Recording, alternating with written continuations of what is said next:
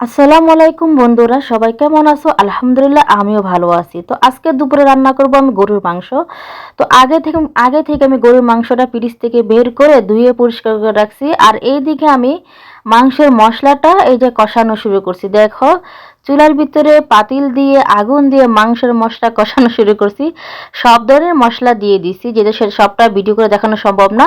আর এইদিকে দেখো, মাংসটা আমি এখন দেখো মশলার ভেতরে দিয়ে দিছি। এখন মাংসটাও মশলার সাথে কষানো শুরু করছি। এইভাবে আমি ৫-৬ মিনিট ১০ মিনিট মাংসটা কষাবো।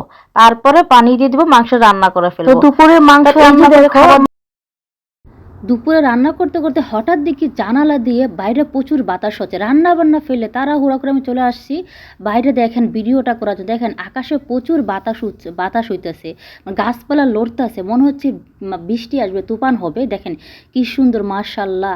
আল্লাহ চাইলে কি না করতে পারে, দেখেন অসাধারণ দৃশ্য। আল্লাহ চাইলে সব সম্ভব, আল্লাহ চাইলে গাছের পাতাটা অন্যরা। দেখেন আমি রান্না বান্না ফেলে পুরো রান্না কমপ্লিট না করে চলে আসছি ভিডিওটা করার জন্য। মানে আর থাকতে পারলাম না, জানলাতে দেখতেছিলাম বাতাস হচ্ছে, তাড়াহুড়া করে চলে আসছি। তো আসলে কেমন হয়েছে ভিডিওটা অবশ্যই তোমরা দেখেন। বাতাসে প্রচুর, আমার এই বাড়ির উঠানের গাছপালাগুলো নড়তেছে, অসাধারণ দৃশ্য, সুবহানাল্লাহ। আপনারা যারা যারা আমার ভিডিওটা দেখেন অবশ্যই লাইক কমেন্ট করবেন, ভালো লাগলে একটা শেয়ার করবেন, সাবস্ক্রাইব করবেন। আল্লাহ হাফেজ।